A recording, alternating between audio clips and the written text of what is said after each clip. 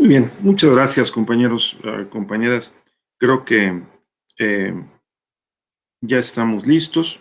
Me da mucho gusto que nos veamos esta mañana y que ustedes estén presentes, atentos y que podamos compartir eh, este módulo, el diplomado en argumentación. Entonces, permítame un segundo. Sí, entonces, bueno.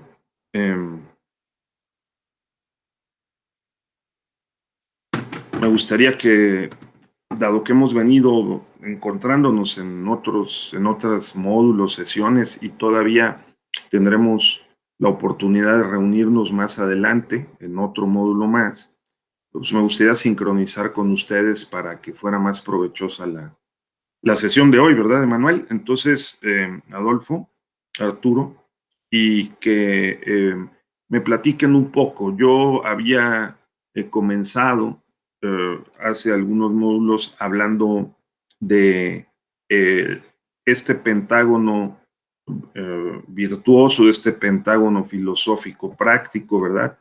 Que es esta relación entre eh, varias disciplinas, ¿no? Entre la filosofía, digamos, la filosofía como una disciplina general interactiva, con la epistemología, recuerdan ustedes, con la lógica, con la metodología, con la hermenéutica y la interpretación, la argumentación y la retórica, y particularmente la argumentación electoral. También hablábamos de la ética como una disciplina que forma parte de este pentágono. Entonces, en esa perspectiva, Emanuel, que te recuerdo muy participativo en nuestra última sesión, ¿qué más has aprendido en este diplomado?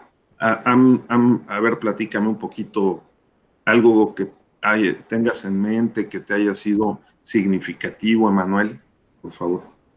Pues, sinceramente, con las aportaciones que ustedes han dado y los demás docentes, pues he entendido un poco más de la argumentación, igual lo que es la historia, ¿no? De todo lo que lleva un principio, ¿no? Un pilar para hacerlo de la argumentación jurídica. La clase pasada estuvimos viendo con el doctor los tipos de acentuaciones, ¿no? Que es importante, ¿no? Que como una palabra puede cambiar todo el sentido de la forma de acentuarse, ¿no? Igual en derecho, coincido con el doctor, que decía que el orden de los factores no altera el producto, pero aquí en cuestión de argumentación jurídica, la forma de redactar, pues es la forma de darse a entender la gente que puede interpretar un documento, ¿no? No lo vemos con matemáticas, que 4 más 2 o 2 más 4, ¿no? Es que es lo mismo, es 6, ¿no? Entonces, este diplomado me ha servido para tener una visión más profunda, ¿no? Más personalizada sobre el momento de argumentar, sobre el momento, pues hasta inclusive de expresarme, ¿no? Al momento de estar dialogando, tener unas ideas claras, ¿no? Por mí, por lo personal, eso es lo que me ha funcionado mucho. Correcto.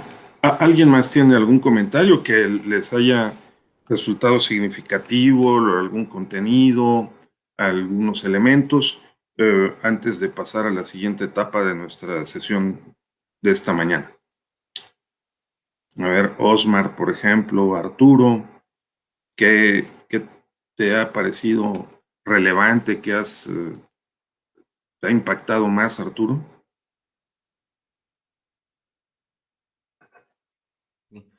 Buenos días. Uh-huh. Bueno, Buenos días. por lo que hemos visto a lo largo de las sesiones, he visto que hay muchas cosas dentro de la argumentación que no nada más son en cuanto a palabras, sino incluso a tu postura, a la forma en la que moderas tu voz, y todo es, algunas cosas que ni siquiera vemos como a detalle, pero influyen bastante. Este, a veces cuando nosotros somos los receptores del mensaje, ni siquiera nos damos cuenta de la forma en la que están moviéndose, o en la que están sentados, o en la que están hablando, pero sin embargo nuestro subconsciente, pues, por lo que nos explicaban, pues sí es de suma importancia la forma en la que realizan esas actividades. Y como bien lo comentaba el compañero, la forma en la que estructuran las palabras y acentúan, pues también cambia por completo la forma en la que el emisor va a tomar el mensaje. Entonces, pues sí, por lo que he visto, más allá de tener un orden de palabras y las palabras adecuadas para el grupo de personas a las que se dirigen, también eres tú cómo los puedes expresar y en la forma en la que las puedes argumentar. Sí, muchas gracias. Em, correcto, sin duda, en la forma de la expresión refleja, como dijimos, ¿verdad? La estructura del pensamiento, que es el orden, refleja, por lo tanto, la consistencia, la forma como nosotros eh, eh, como nosotros organizamos las ideas, nuestras representaciones eh, eh, sobre el mundo, sobre la realidad. Y bueno, es una dialéctica, ¿no? Es el lenguaje, la forma de la expresión, eh, eh, y eso es muy, muy importante. Al revés también, el lenguaje, habíamos dicho, si hablamos chino, aprendemos a hablar inglés, aprendemos a hablar español, aprendemos a hablar zapoteco o aprendemos a hablar algún otro idioma. Primero, cuando somos niños, está probado por la ciencia que se forman en el cerebro pues unos anillos de energía que facilitan el entendimiento de los idiomas y que nos permiten interrelacionar más información de manera más fluida. Por eso decimos que los niños aprenden como esponjas, ¿no? Porque el cerebro, digamos, tiene menos información codificada, menos códigos o patrones para poder hacer su trabajo, para pensar. Entonces, tener cuidado con esto, ¿no? Sí, reflexionar sobre nosotros cómo pensamos y cómo nos comunicamos y tratar de hacer un esfuerzo de estructurar nuestras ideas, pensamientos con orden, lo cual revelaremos en la comunicación. Esto es muy importante. Yo recuerdo algunos compañeros, ustedes seguramente también en la escuela, eh, que se conducían eh,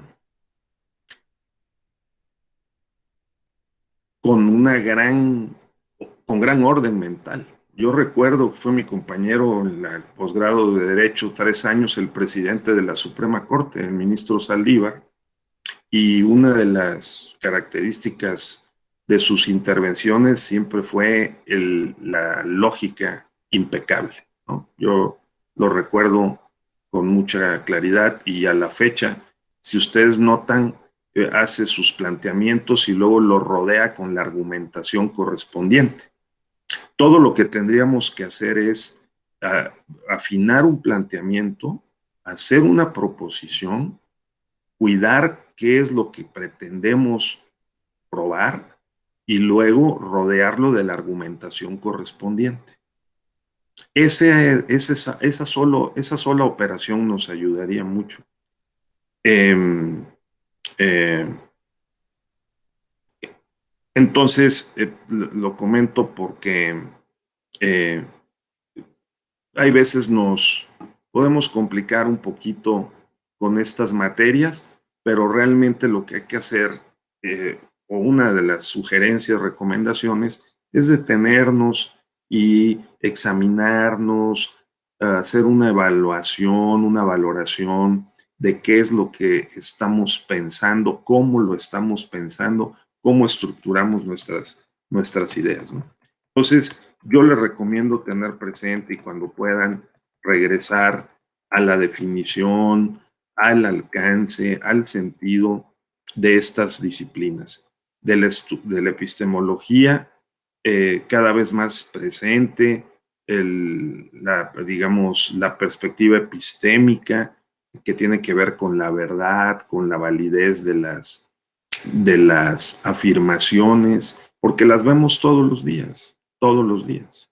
Hoy si abren el periódico, pues está lleno de afirmaciones. El periódico Reforma, La Jornada, el que ustedes quieran.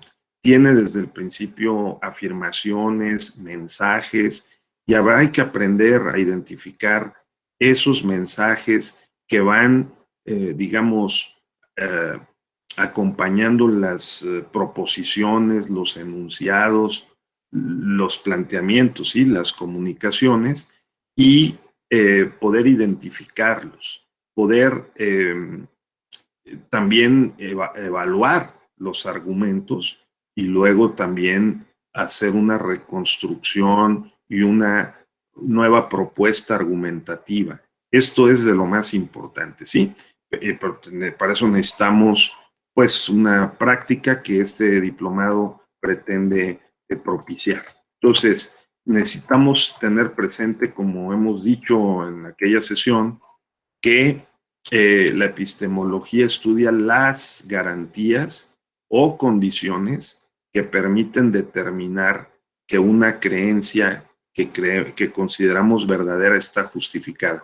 Y en esta palabra de justificación, recuerden que comentamos eso, la justificación, está la clave, porque nosotros permanentemente estamos justificando nuestros dichos, nuestras actitudes, conductas, criticamos los dichos, actitudes, conductas de los demás, de nuestras contrapartes, en la vida diaria o en el juicio o en el legislativo, en cualquier ámbito, ¿no? El maestro propone y explica, desarrolla sus tesis, pues los alumnos pueden preguntar, tener dudas, y todo esto gira en torno a la argumentación. Entonces, a la justificación de las proposiciones y de los enunciados que nosotros comunicamos y que son el resultado de nuestro pensamiento, ¿de acuerdo? Entonces, esas condiciones, recuerden que dijimos, son las garantías lógicas. Lógicas porque pues habrá que estructurar el pensamiento de manera ordenada. Metodológicas, ¿sí? Porque hay que proceder con orden. ¿Qué va primero y qué va después? El orden de los factores sí puede alterar el producto, ¿no? Entonces, las garantías de interpretación y de argumentación. Entonces, estas son especialmente importantes, ¿sí? Entonces, yo en esta parte, en este módulo, lo que normalmente hago y les propongo es que si no lo han visto, si no lo han hecho en otro módulo, como por lo general no, me gustaría trasladarnos ahora al ámbito propiamente interno de la argumentación jurídica y de los argumentos interpretativos. De acuerdo, Emanuel, esta parte no la han revisado, me imagino, ¿verdad? Que son los tipos de argumentos en particular, ¿sí o no? Emanuel.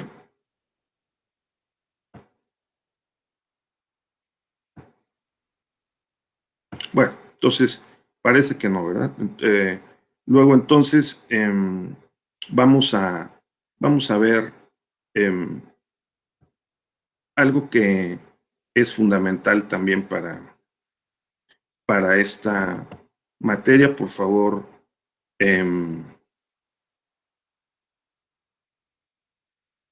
permítame un segundo. Entonces,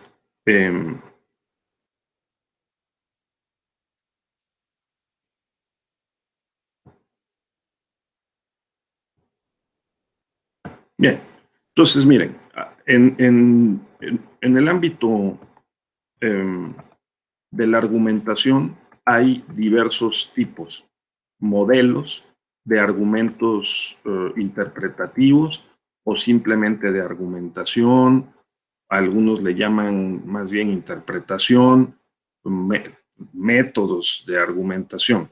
Yo he rescatado este modelo desde hace algún tiempo que nos ha planteado, imagínense ustedes, 2006, es la tesis de doctorado del doctor Francisco Javier Esquiaga. ¿Sí, Emanuel? La tesis de doctorado de Francisco Javier Esquiaga, cuyo título es ese que está allí, ¿sí? Les recomiendo en la medida de lo posible que ustedes conozcan este libro. Si alguna inversión pudieran hacer en esta materia, háganla en este libro.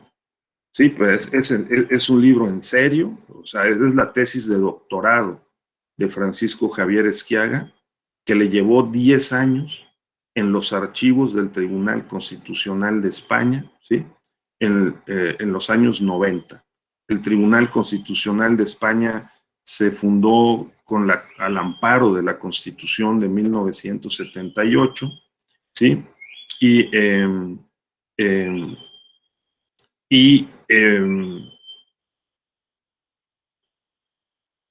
también hizo, digamos, el doctor Francisco Javier Esquiaga, quien estudió en la Universidad del País Vasco, hizo este trabajo muy importante, ¿sí? Y cuando se conoció de él en México, se le invitó al Tribunal Electoral del Poder Judicial de la Federación, y entonces él hizo también algo similar o parecido con las sentencias del tribunal. Este libro ustedes lo pueden encontrar en la red, ¿de acuerdo? En la red está este libro del doctor Francisco Javier Esquiaga, que les recomiendo ampliamente. Entonces, ahorita lo recuperamos, ahorita lo vamos a recuperar. Entonces, claro,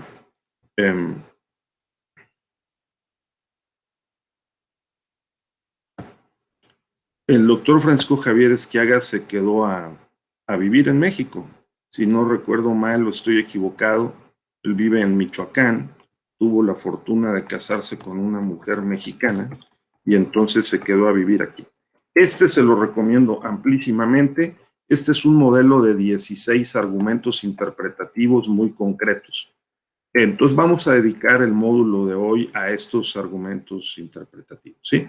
Entonces, un argumento es una razonamiento que apoya una pretensión o una conclusión. ¿De acuerdo? Entonces, nosotros planteamos algo, nosotros tenemos que justificar lo que planteamos. Entonces, vamos a ver uno a uno estos 4 tipos de argumentos interpretativos y sus subdivisiones, y también vamos a ver algunos ejemplos, ¿sí? Bien, entonces, lo que se sabe y es claro es que el lenguaje es muy amplio, puede ser vago, ambiguo, puede mandarnos mensajes encontrados, entonces podemos tener significados distintos de una misma palabra desde que amaneció la Constitución de 1917, ¿sí? Se preguntaban varios juristas y operadores jurídicos en 1918, 19, si lo que decía el artículo 1 de la Constitución era limitante para las personas morales, que las garantías que esta Constitución otorga, ¿verdad? Todas las personas, decía, tienen garantías, ¿sí? Individuales. Entonces, se preguntaban cuáles personas, ¿sí? Si las personas físicas solamente o también las personas morales, ¿no?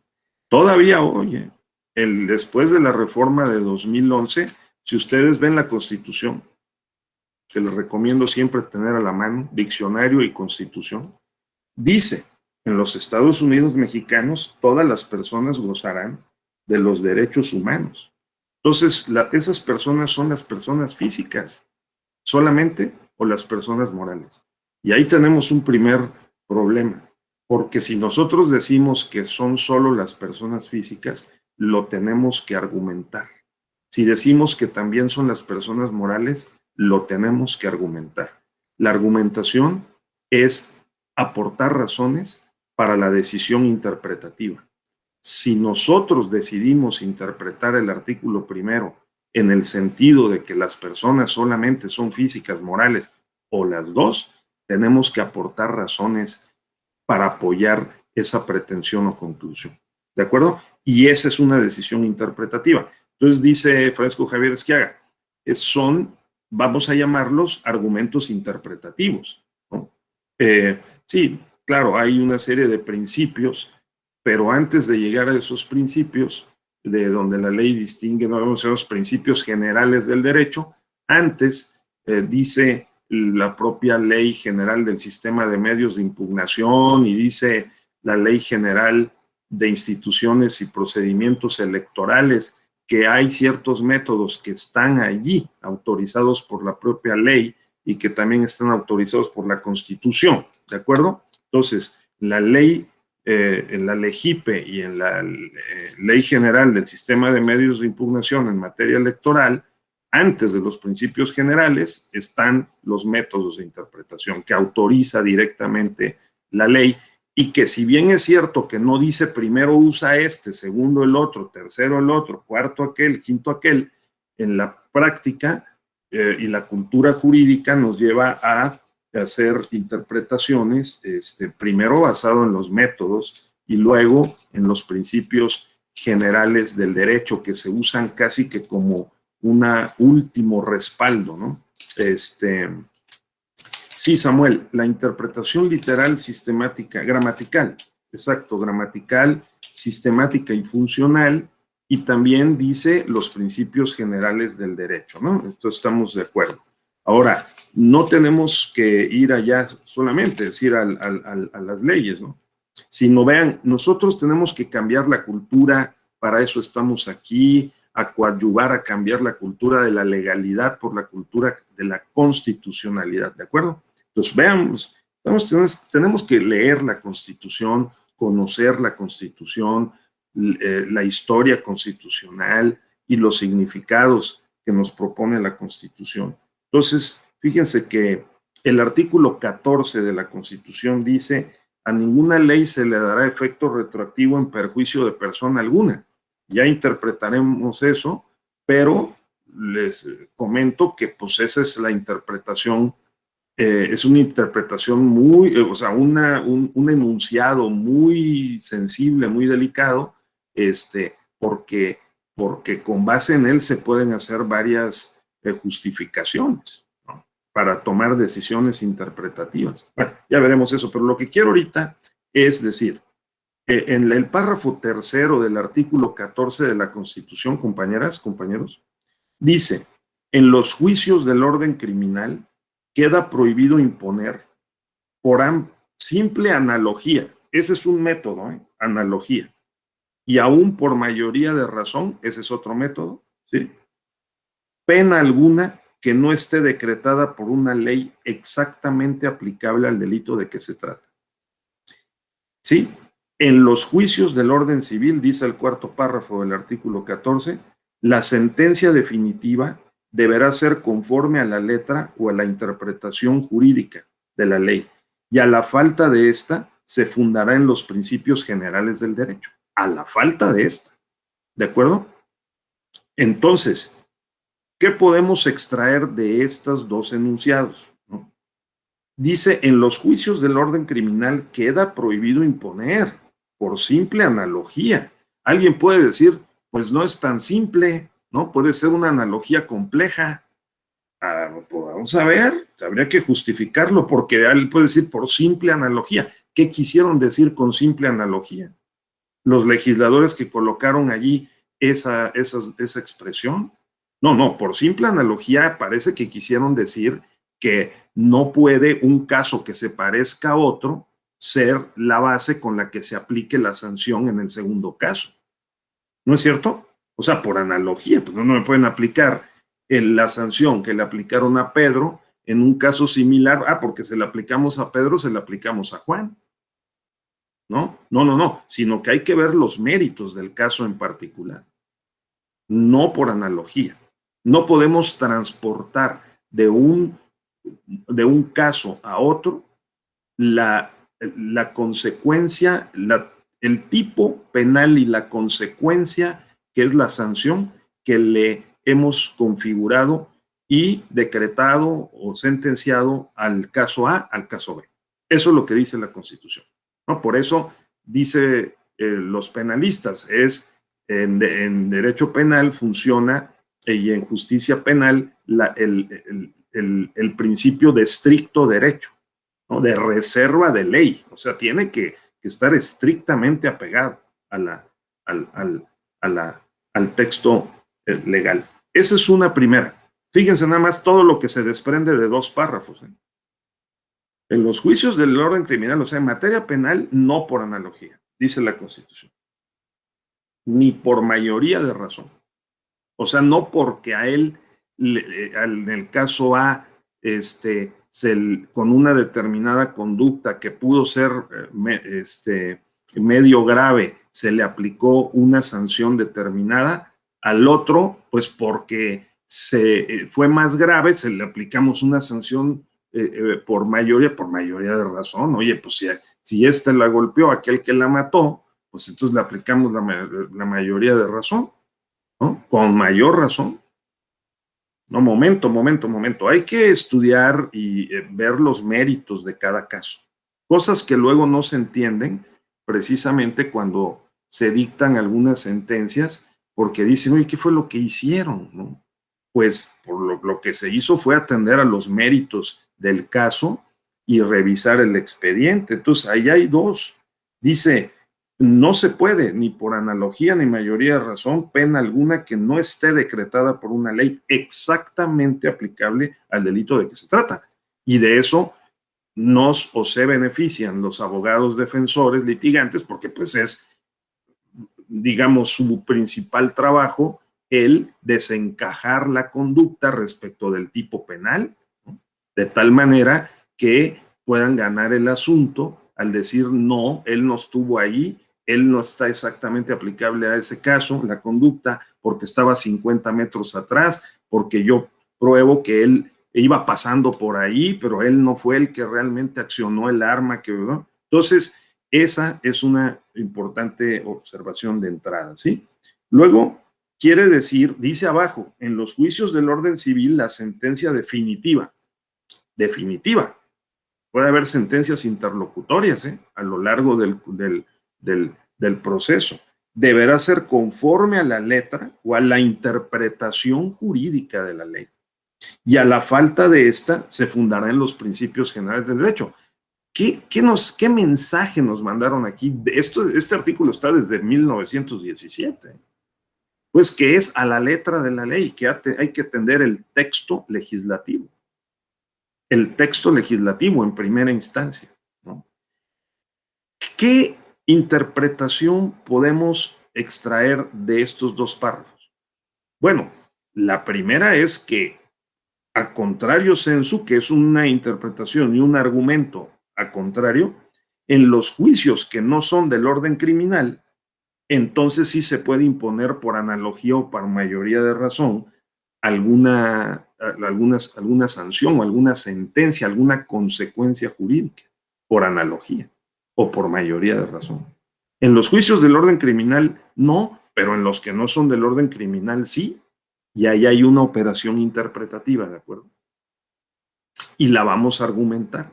Es decir, el argumento tiene que justificar o respaldar la pretensión de que en los juicios que no son del orden criminal sí se puede aplicar se puede dictar una sentencia, ¿sí? O imponer una consecuencia jurídica, ¿sí? Por analogía o por mayoría de razón. Vean nada más todo lo que nos provoca en términos de interpretación y argumentación, un párrafo de la Constitución. Luego, el segundo, en los juicios del orden civil, la sentencia definitiva deberá ser conforme a la letra o a la interpretación jurídica de la ley, y a falta de esta, se fundará en los principios generales del derecho. El mensaje es la ley, 1917. Sí, a la fecha está vigente. Un juez civil, mercantil, va a atender esto, de lo familiar, ¿sí? En materia fiscal, administrativa, o sea, va a decir, oye, yo tengo que conforme a la letra de la ley, esa es la primera, como bien dijo compañero hace rato, la interpretación gramatical, ¿no? Luego puede ser la sistemática y luego la funcional. Bien, ahora vamos a un artículo del Código Civil que se ha convertido en un principio general del derecho, ¿no? O al revés, que ha sido inspirado por un principio general del derecho, ¿sí? Que establece que el juez tiene que resolver, no puede denegar justicia. O sea, el juez tiene que resolver conforme con los métodos de interpretación a su alcance, ¿sí? Y luego tenemos desde 2011 en la Constitución, pues el poderoso artículo primero, ¿sí? Que establece toda una serie de principios interpretativos. Por ejemplo, dice el párrafo segundo, Emanuel. ¿Tienes ahí una Constitución, Emanuel, o no? ¿No? ¿No quieres leer hoy? Bueno, entonces lo leo yo. Dice el párrafo segundo. Hay que tener una Constitución, siempre. Las normas relativas a los derechos humanos. A ver, ¿tiene alguien una Constitución? Claudia, pues léenos, Claudia, para que me dejen descansar mi garganta un poquito. A ver, el párrafo segundo, Claudia, del artículo primero. Las normas relativas a los derechos humanos se interpretarán de conformidad con esta Constitución y con los tratados internacionales de la materia, favoreciendo en todo tiempo a las personas la protección más amplia. Ahí está. Que dice con toda claridad la palabra interpretación. Las normas relativas a los derechos se interpretarán de conformidad. Cuando decimos la interpretación conforme, es que hay que interpretarlo conforme a la Constitución. Esa es la primera operación que hay que hacer si es que no lo podemos resolver a la letra de la ley. Porque el primer mandato es a la letra de la ley, sobre todo en materia penal es a la letra de la ley. Ahora, en materia civil, penal, todas las que no sean penal, civil, mercantil, familiar, fiscal, entonces allí sí, a ver, ahí vamos abriendo. Se puede la analogía, la mayoría de razón. Dice el párrafo cuarto del artículo 14, dice, y conforme a los métodos de interpretación jurídica, ¿cuáles son? Porque la Constitución no dice, ¿sí? No dice. Pero en materia electoral sí dice, ¿sí, no? Sí dice, primero, la Constitución aquí tiene ya otros mensajes, ¿no? Que dice, oye, la interpretación conforme. También dice la ley, la LEGIPE y la ley del sistema de medios de impugnación en materia electoral, gramatical, sistemático, funcional, pro persona y principios generales del derecho. Ah, ya tenemos cinco herramientas, 5 instrumentos, ¿sí? Gramatical, sistemático, funcional, pro persona, el pro persona y dijimos principios generales del derecho, que también lo dice el artículo 14 de la Constitución, ¿sí? Muy bien. Y luego, ¿qué dice abajito? Fíjense, otro. A ver, Claudia, el párrafo que sigue, Claudia, por favor, para contrastar voces también esta mañana. Sí. ¿Del 14, perdón? No, el artículo primero en su tercer párrafo. Sí. Todas las autoridades, en el ámbito de sus competencias, tienen la obligación de promover, respetar, proteger y garantizar los derechos humanos de conformidad con los principios de universalidad, Ojo, interdependencia, universalidad. indivisibilidad ¿Qué otro? y progreso. En consecuencia, el Estado deberá prevenir, investigar, sancionar y reparar las violaciones a los derechos humanos en los términos que establezca la ley. Ahí está. Esos principios son mandatos de optimización. O sea, son también indicaciones, mensajes, digamos, para la interpretación.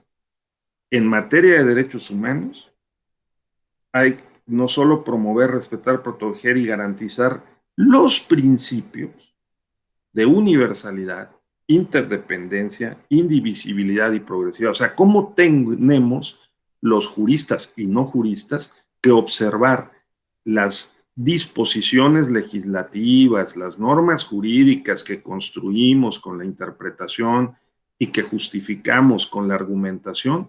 ¿Sí? En materia de derechos humanos, los debemos de ver conforme al principio de universalidad. O sea, hay un núcleo, ¿verdad?, de derechos fundamentales que son de titularidad universal, todas las personas somos titulares de esos derechos, ¿no? Y por eso también están en la Declaración Universal. Esos derechos a la libertad de expresión, derechos al juicio justo, el debido proceso, ¿no? El acceso a la justicia.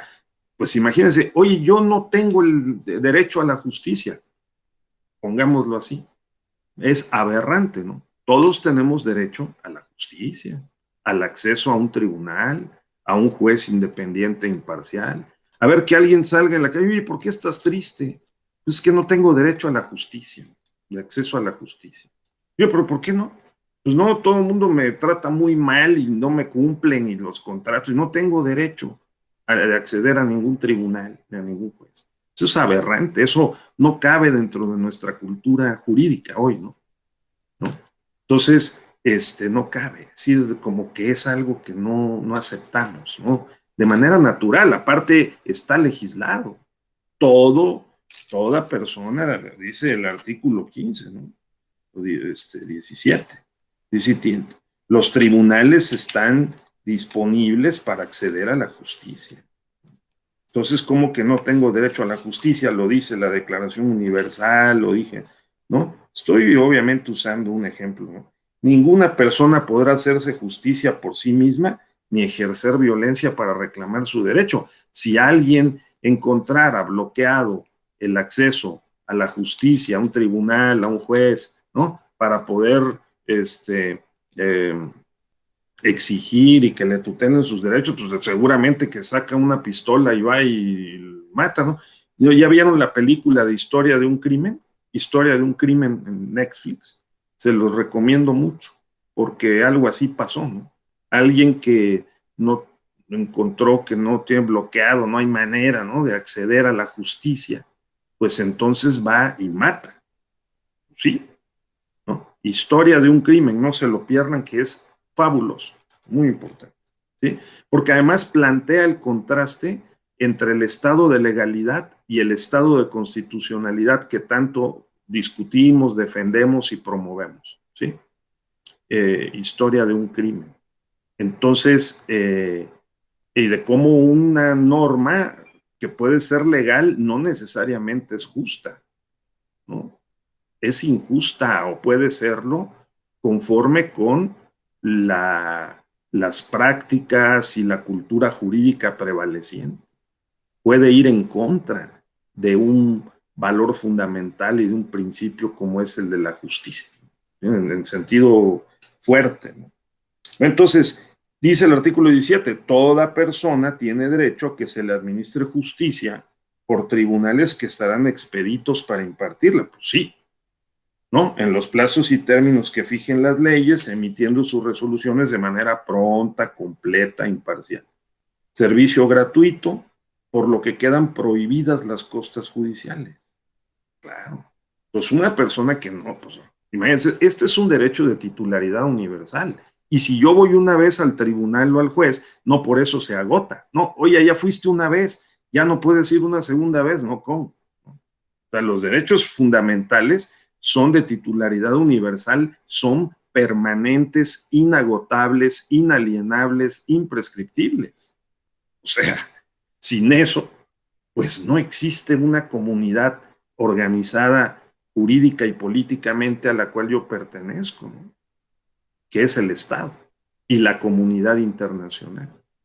Yo tengo ese derecho. Bien, entonces, vean lo que nos hizo favor Claudia de leer, ¿no? El principio de universalidad, interdependencia. Hay que ver los derechos que están relacionados unos con otros, que en conjunto protegen eh, la, la esfera, ¿verdad? Nuestra esfera jurídica y en el fondo la dignidad humana.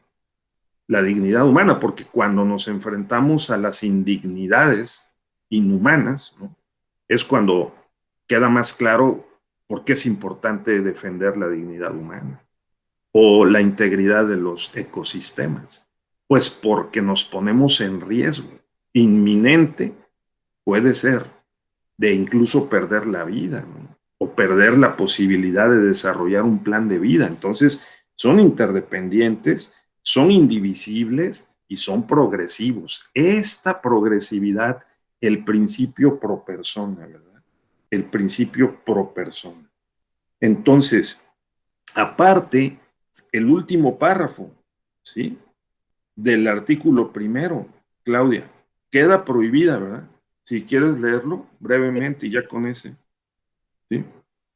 Bien, queda prohibida toda discriminación motivada por origen étnico o nacional, el género, la edad, las discapacidades, la condición social, las condiciones de salud, la religión, las opiniones, las preferencias sexuales, el estado civil o cualquier otra que atente contra la dignidad humana y tenga por objeto anular o menoscabar los derechos y libertades de las personas.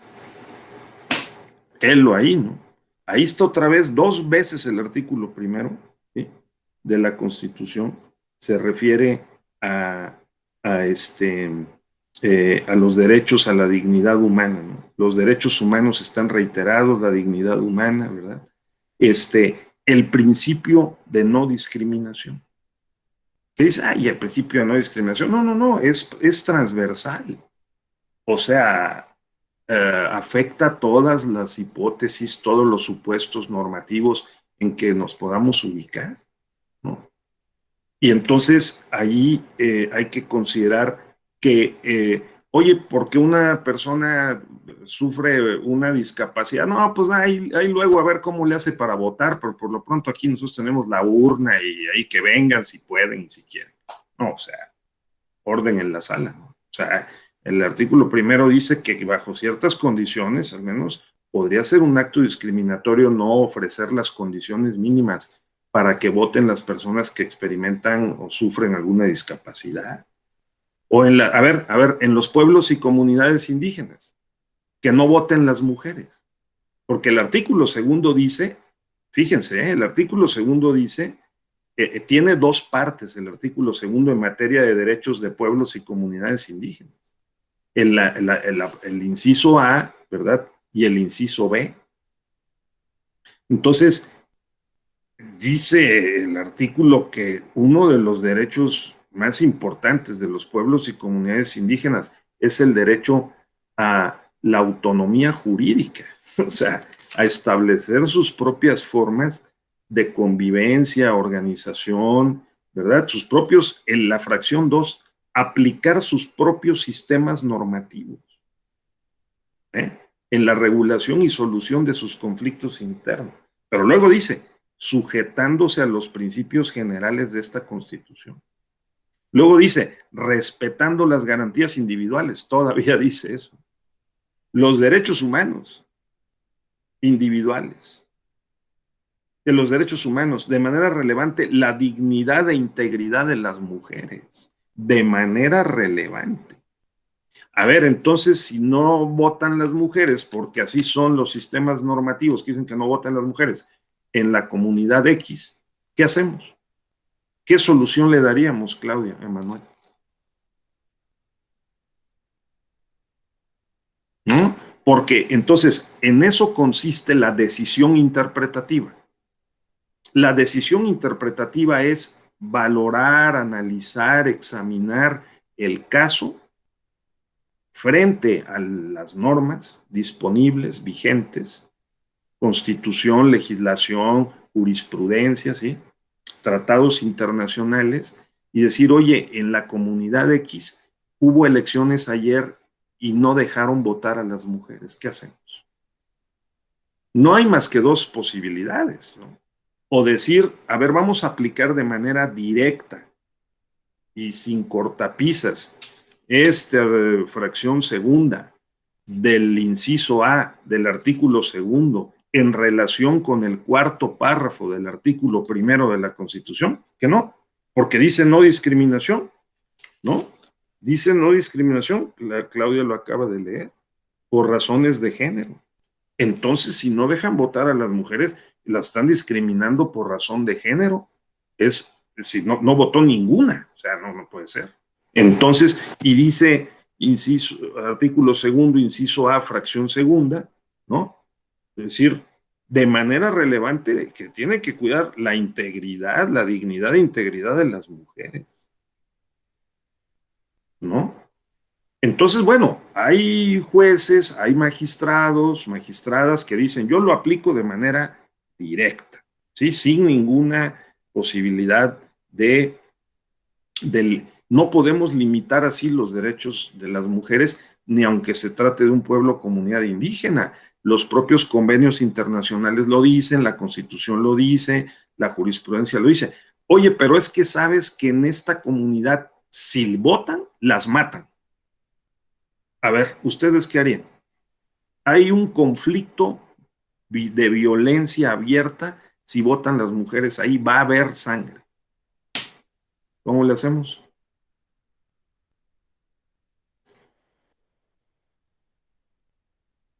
¿No?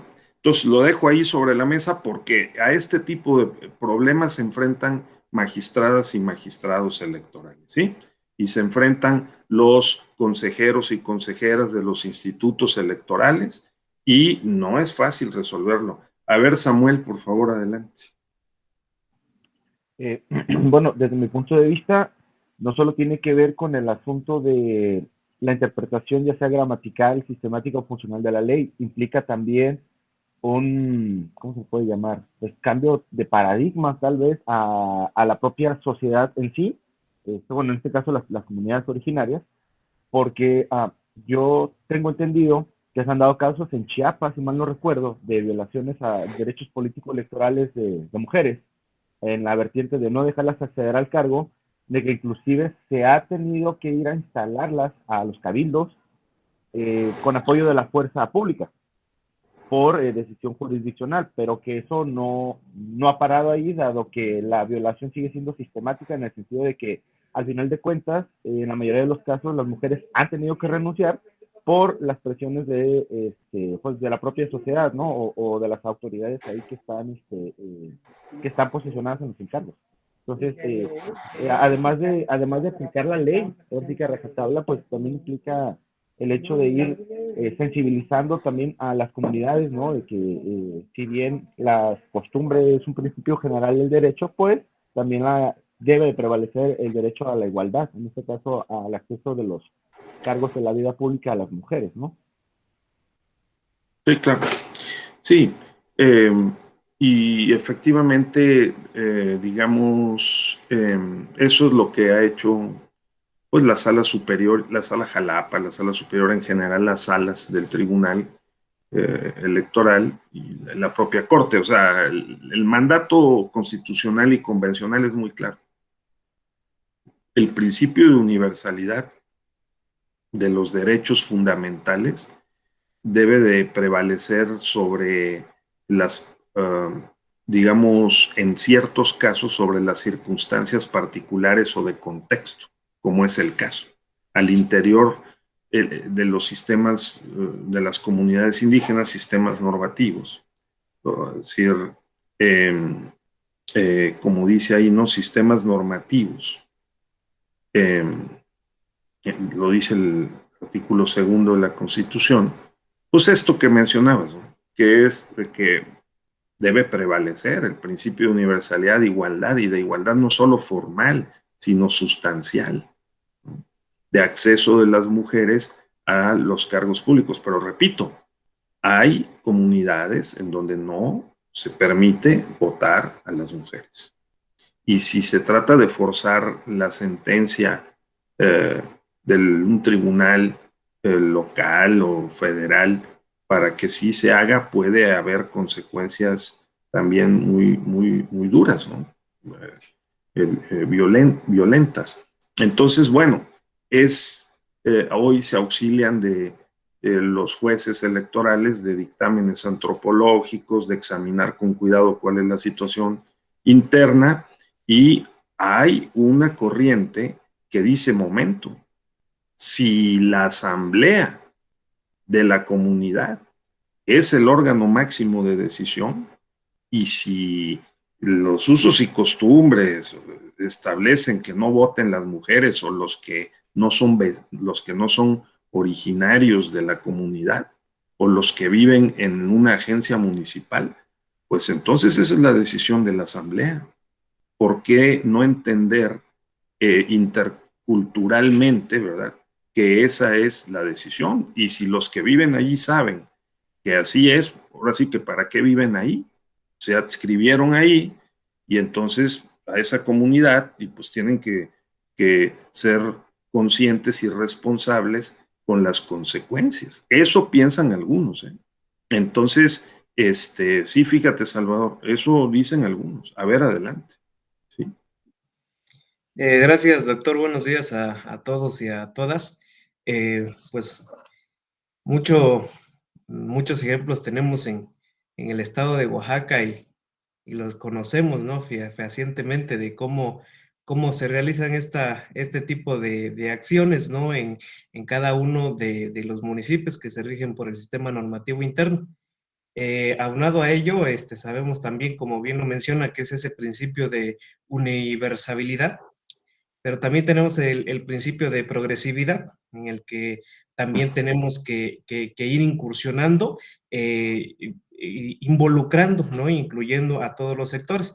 Yo también pertenezco a una comunidad que se rige por el sistema normativo interno, antes usos y costumbres, y que el día de hoy ya nos integran a nosotros los jóvenes, porque antes incluso los jóvenes mayores de 18 años que siguieran estudiando no formaban parte de un padrón electoral, y hoy ya incluyen, porque hubo incluso un juicio para la protección de los derechos políticos del ciudadano, en los que integran, y ese es el principio de progresividad en el que se va avanzando para ir incluyendo a todas las personas. Incluso pues en Oaxaca, pues sí sabemos que muchos municipios no aceptan incluso a las mujeres que voten, y de igual forma en mi localidad, pues de igual forma no aceptaban que las mujeres votaran, perdón, y a través de este juicio, que es en ese sentido del principio de progresividad, pues se tiene que ir progresando hacia la inclusión de todos los sectores.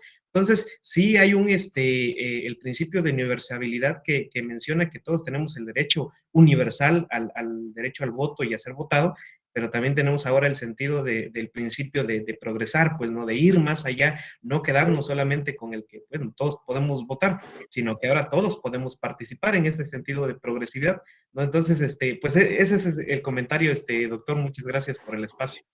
No, al contrario, muchas gracias a ti. Y vean nada más qué pieza argumentativa nos acaba de ofrecer aquí nuestro compañero, ¿no? O sea, pues de eso se trata, ¿verdad? O sea, él hace una interpretación diciendo, oye, aparte por mi experiencia como observador participante, ¿sí?, nos excluían a los jóvenes, ¿no? Y el principio no solo de universalidad, sino el principio de progresividad. Y con base en esos dos elementos normativos, que son principios, que además portan valores, ¿no?, de inclusión, no de exclusión, de inclusión, de defender el núcleo del derecho político, que es el derecho a participar en la vida política de la comunidad, del municipio, del país. Ese es el núcleo. O sea, yo tengo derecho a participar en las decisiones y en la orientación, el rumbo que tome la vida en común, la vida pública. Entonces, ¿cómo van a excluir? Bien, entonces argumentamos, como lo hizo muy bien nuestro compañero, ¿no? Argumentamos en favor, utilizando para la argumentación, que es ofrecer razones. Él ofreció una muy buena razón para apoyar la pretensión, que es igual a la conclusión del silogismo, de que, o del razonamiento, vamos, de que nadie debe ser excluido de votar en los pueblos y comunidades indígenas conforme al principio de progresividad. No solo de universalidad, sino de progresividad. Ahí está. ¿Cómo lo reducimos a un silogismo? ¿No? Pues si la Constitución establece que hay un principio de universalidad y otro de progresividad de los derechos, y el artículo 2 establece que deben de votar todos y no excluir a las mujeres, o que no se deben limitar los derechos político-electorales a los ciudadanos en la elección de sus autoridades municipales. Entonces, en el caso, están los jóvenes que han sido excluidos, no deben ser excluidos. Están las mujeres, no deben ser excluidos. ¿De acuerdo? Esa sería la operación, vamos, y logística que nos permitiría cerrar, digamos, establecer un esquema argumentativo para plantearlo ante un juez en caso de que esto ocurra. ¿Sí? Bueno, y antes de plantearlo ante un juez, pues plantearlo al interior de la comunidad en la asamblea, ¿no? Eso es muy bien. A ver, por favor, Samuel, adelante. Bueno, retomando el comentario de lo que decía Salvador, bueno, este tema ya lo había comentado con usted en otro diplomado. En el estado de Nayarit actualmente su servidor trabaja en el OPLE y tenemos una elección extraordinaria en un municipio serrano. Precisamente el conflicto derivó dado que ciertas candidaturas se debían de otorgar a pueblos originarios. Y en la comunidad el mayor conflicto no fue porque debían de ser mujeres. El mayor conflicto no fue que debían de ser mujeres, sino que fue una pugna entre las personas mestizas y las personas de pueblos originarios. Y al final, en la asamblea que tuvo la comunidad, acá son, en la Sierra de la Yesca, son huicholes, ellos determinaron que deberían de ser mujeres. Ese fue el menor de los conflictos. De hecho, fue una decisión unánime que tomó la asamblea, y el conflicto fue de que deberían de ser ciertas demarcaciones y la presidencia municipal de corte de pueblos originarios. Y actualmente acá en la Yesca, la boleta electoral o todas las candidaturas a la presidencia municipal van a ser mujeres de pueblos originarios. Entonces, hablando de la progresividad y de las acciones afirmativas, bueno, lo vemos como un logro, el hecho de que para esta elección que se va a llevar el 5 de diciembre, no solamente van a ser de pueblos originarios, sino que en su totalidad las presidencias municipales van a ser mujeres. Fíjate. Entonces, es ahí donde vemos un asunto de progresividad y bueno, que lo vemos como un logro en esta comunidad. Sí. Sí, muy bien, Samuel. Entonces, correcto, ahí va, ¿no? Entonces está muy claro que tenemos estas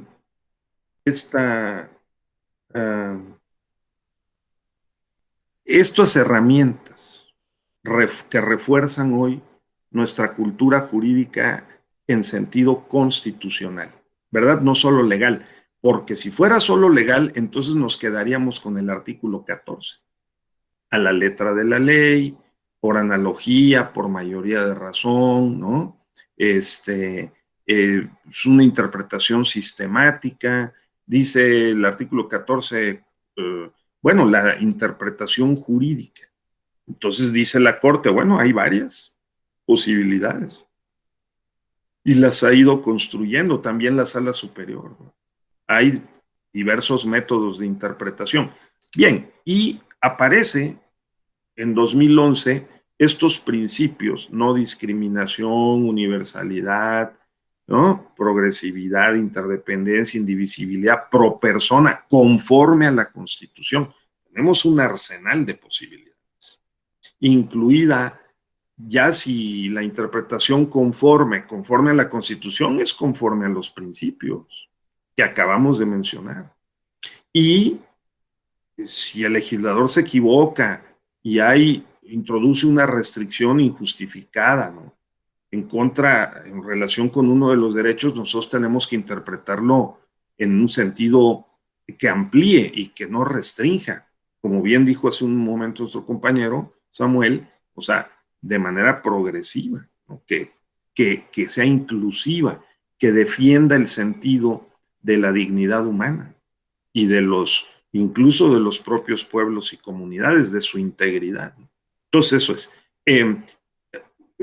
No, la interpretación conforme no alcanza. Bueno, podemos ponderar,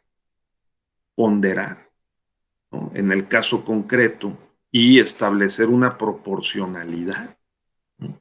Fíjense, eso es lo que acabas de decir hace un momento, Samuel, y de lo que también decía Salvador, por lo que dice Samuel. Ahora resulta que todas van a votar las mujeres y van a ser candidatas todas, ¿no? Entonces hay una proporcionalidad, digamos, en relación con el contexto y la situación de exclusión o de limitación de los derechos que se había planteado originalmente. Eso fue lo que entendí, ¿verdad, Samuel?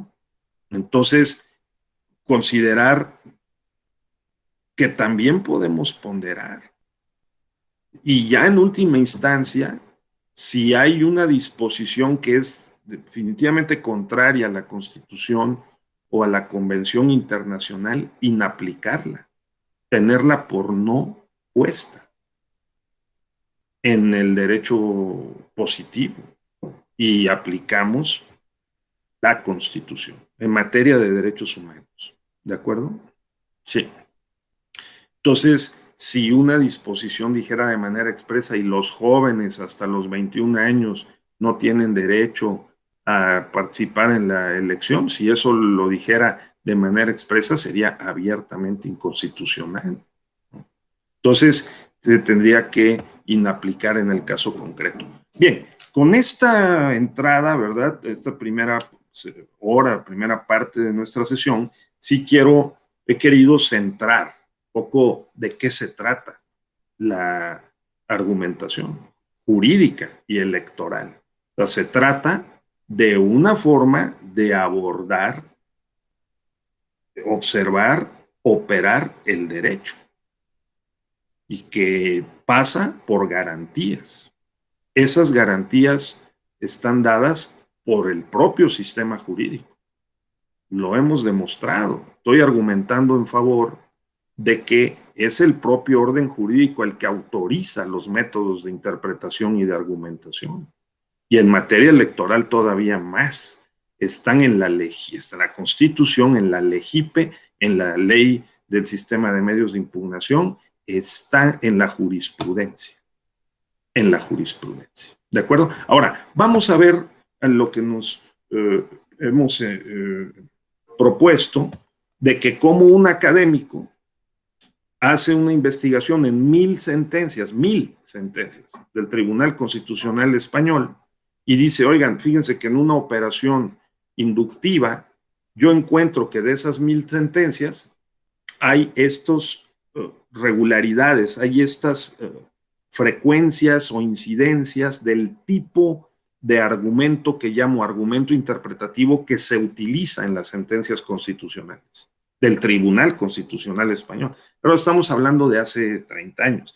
Pero él lo hizo en relación con las sentencias del tribunal y el libro se publicó en el 2006 y ustedes lo pueden ver en línea. Está en la biblioteca también de la Escuela Judicial Electoral. ¿Cuáles tipos son?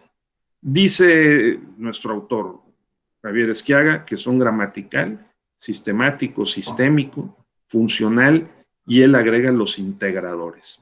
Bueno, los de tipo gramatical son dos, el semántico y el a contrario. Ya puse yo hace un rato un ejemplo como a contrario, pero el semántico. Bueno, para primero aclarar la duda, hay que interpretar y justificar el significado sin salirse del texto, objeto de interpretación. Es decir, recurriendo al lenguaje y a sus reglas gramaticales en el que esté redactado el enunciado objeto de interpretación.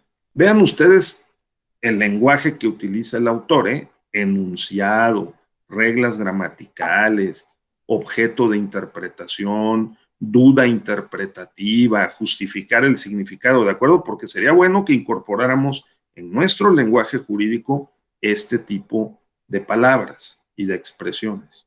O sea, duda interpretativa, justificar un significado, ¿sí? El objeto de la interpretación, uso de reglas gramaticales, ¿sí? Enunciado, objeto de interpretación. O sea, porque eso se está refiriendo pues a nuestra materia, que es el derecho, ¿sí? Entonces, el semántico, un argumento semántico para poder justificar, por ejemplo, hasta 10 días, hasta 10 regidores, la expresión en su caso. ¿Qué quiere decir? Cuando un legislador coloca en su caso, deberá hacer esto. ¿Qué significa en su caso? ¿No? ¿Qué sentido le quiso imprimir el legislador o cuál le podemos nosotros asignar? Cuando dice hasta 10 días hábiles para presentar la demanda, ¿qué querrá decir, Claudia? ¿Que nos tenemos que esperar hasta el día 10 para presentar la demanda? No, ¿verdad, Salvador? Podemos presentar en el día 1, en el día 2, en el día 3, en el día 4. Algo muy sencillo, pero que nos permite ilustrar cómo operamos con el argumento interpretativo de carácter semántico, ¿no? Pues a la letra de la Constitución, con una perspectiva semántica, ningún derecho es absoluto, salvo quizá el derecho a no ser torturado, ¿no? Pero pues el artículo 9 de la Constitución, como cualquier otro, ¿sí? Dice, por ejemplo, pues el artículo 9 dice ahí, pero a ver el artículo 6. La manifestación de las ideas no será objeto de ninguna inquisición judicial o administrativa. O sea, inquisición, o sea, no lo pueden, ¿verdad? Intervenir y coartar, ¿no? Sí, no en el ataque, pero ahí viene la restricción. La manifestación de las ideas no será objeto de ninguna inquisición judicial o administrativa, ¿no? Sino en el caso de que ataque a la moral, la vida privada, los derechos de terceros, provoque algún delito, perturbe el orden público, ¿no? Entonces, ¿qué significa eso? Pues significa que salvo que se den estas consecuencias o estas condiciones, pues la manifestación de las ideas no será objeto de ninguna inquisición judicial. Sí, pero al contrario, se justifica excluir la aplicación de la consecuencia jurídica prevista por una norma para un determinado supuesto a otros, ¿no? O sea, si ahí dice que la manifestación de las ideas no será objeto de ninguna inquisición judicial o administrativa, sino en el caso que ataque a la moral, quiere decir al revés que sí es posible, ¿verdad? Una inquisición judicial o administrativa si se atacan los derechos de tercero, la moral, la vida privada, ¿no? Entonces, lógicamente, si la Constitución, la ley dice que son días hábiles, pues entonces quiere decir que no son inhábiles, ¿no? Así de burdo, ¿no? Y de muy claro, crudo, pero pues es así. Por ejemplo, hay una disposición en materia electoral que dice que durante los procesos electorales todos los días y horas son hábiles, ¿no, Manuel? Entonces, pues quiere decir que no son naturales, sino son hábiles. Entonces, ese argumento interpretativo de carácter semántico a la letra de la ley y a contrario, ahí tenemos dos, ¿de acuerdo? Ahí van dos, sí. Ya les dije hace un momento, este es el ejemplo. El artículo 14, no, pero la Constitución está plagada de esas posibilidades de a contrario senso. De hecho, cada enunciado podría ser interpretado a contrario, ¿no? Cada enunciado, el que ustedes quieran, pues le podemos aplicar al contrario. Por ejemplo, fíjense ustedes, para este ejercicio, fíjense, de revocación del mandato, Claudia, ¿sí? Arturo, compañero Samuel, en el Senado de la República se estaba diciendo, y además trascendió al debate público, ¿no? Oye, ¿por qué si nosotros votamos al presidente de la República de acuerdo con la Constitución por 6 años y lo votamos en el 2018 a López Obrador, o resultó presidente, ¿no? Por 6 años, que dice la Constitución es el periodo presidencial, sin reelección, ¿por qué van a aprobar una ley?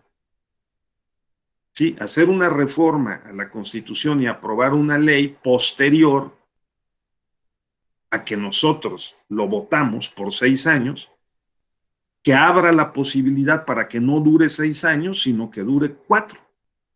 Porque ¿qué tal si el resultado del ejercicio de revocación del mandato en marzo, abril del año que viene, ¿sí? Resulta con que se vaya y no que se quede?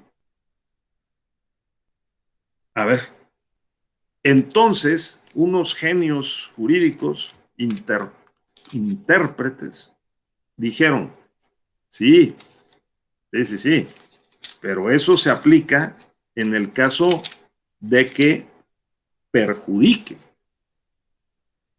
no de que beneficie. Porque el artículo 14 dice, a ninguna ley se dará efecto retroactivo en perjuicio de persona alguna. Sí, entonces, esto es en beneficio. ¿Por qué es en beneficio? ¿No? Pues porque nos beneficia a los mexicanos en nuestros derechos políticos el ejercer ese sufragio, ejercer nuestra voluntad soberana para decir que se quede o que se vaya. Ahora, ese tipo de argumentación, de decisión interpretativa y justificada con esta argumentación basada en el artículo 14 de la Constitución, pro persona, derechos humanos, ¿no? No, pero el no reformatio impeius, ¿a qué significa, Samuel? Es el de no reformar para empeorar, ¿no? ¿Para qué? Para empeorar. Sí, no reformar para empeorar. Y sobre todo cuando se ha hecho una calificación y se ha aplicado una sanción, ¿no? O sea, no puedes tú, sobre el mismo caso, agravar una sanción después de que está establecida, ¿no? Esto es materia penal, sobre todo en materia administrativa, sancionadora o materia penal, ¿no? Sí, del Sí. derecho administrativo sancionado. Claro, administrativo sancionador, sí, claro. No, pues el caso Guerrero, el caso Michoacán, ¿no? Que se discutió bastante ese tema. Entonces, sí, correcto. Entonces, ojo, porque esto es lo que queremos provocar, ¿no? Digamos, enriquecer nuestra comprensión, forma de abordaje, análisis, interpretación, argumentación sobre estas disposiciones constitucionales, convencionales, legislativas, con base en estos instrumentos interpretativos y argumentativos, ¿de acuerdo? Entonces, bueno, alguien puede estar de acuerdo o no, pero hay una discusión ahí que tiene que estar lo mejor justificada posible. Entonces, ahí va el proceso de revocación, que según la prensa hoy no va avanzando con el vigor que se requeriría, ¿no? Como que no, hay cierto cansancio, como que no hay un gran interés en ese proceso de revocación. Bueno, entonces, bien, ahora vamos rápido a pasar a los de tipo sistémico o sistemático. Aquí, en términos generales, son aquellos que dice, son 5. ¿Dónde está ubicada la disposición? ¿Sí? O sea, más bien, ¿de qué trata? ¿Cuál es la materia de la disposición? ¿Es electoral? ¿Es fiscal? ¿Es penal? ¿Es administrativa? ¿No?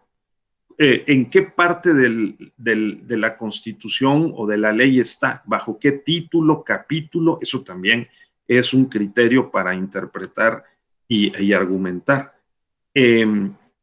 ¿Con qué otros artículos está relacionado? Para poder tomar una decisión interpretativa y que la justifiquemos con argumentos, ¿sí? Conforme a la coherencia y a la no redundancia. son criterios de interpretación y que suministran elementos para la argumentación. Entonces, a ver, conforme a la materia, ¿sí? Depende, que es muy cercana conforme a la rúbrica. ¿Cuál es la materia que el legislador está legislando? Si es una materia electoral, entonces debemos preferir que, digamos, si la disposición se encuentra en una ley en materia electoral, ¿verdad? Tenemos que preferir aquella que se encuentre en la materia penal. Por ejemplo, habrá que preferir lo que diga la ley de delitos electorales a lo que se establezca en el Código Penal. ¿Sí? O en una ley administrativa que incluya delitos para el caso de faltas de ilícitos administrativos, que configure delitos administrativos. Esta es la idea. ¿En dónde está? ¿Cuál es la materia? La materia tiene prioridad. Si es materia electoral, tenemos que aplicar las disposiciones en materia electoral, no traer de otra materia y preferir disposiciones que están regulando otro sector del ordenamiento. ¿De acuerdo? Ese sería uno. Luego la rúbrica, adentro de la Constitución, por ejemplo, si hay dos disposiciones o en una ley, si hay dos disposiciones enfrentadas y una dice A y otra dice B, que es exactamente lo contrario, porque el legislador se puede equivocar. Puede decir que son 5 días hábiles, dice, por ejemplo, en el rubro de los plazos y términos, dice, para notificar, para presentar la demanda 4 días hábiles, ¿no? Y más adelante, cuando dice de los requisitos de la demanda, por ejemplo, o de el procedimiento, ya no de plazos y términos, sino cuando dice el procedimiento en otro rubro de la ley, dice 5 días hábiles. La pregunta es, ¿cuál de los dos? ¿Cuál de los dos y por qué? En el por qué está el argumento, Salvador. Habría que preferir, porque conforme a la rúbrica sería 4 días hábiles. Pero conforme a qué principio te acogerías y argumentarías que tuviste 5 días mejor que 4. Salvador o Samuel. A ver, porque hace rato lo dijeron. A ver, Claudia, ¿tú leíste el artículo primero? ¿A poco no está ahí en el artículo primero? O sea, dice, conforme a la rúbrica es que vamos a preferir la disposición o la regla que esté ubicada en el rúbrica es rubro, ¿no? Rubro, que dice de los plazos y términos. Pero en donde dice procedimiento, ahí trae un plazo más amplio para presentar la demanda.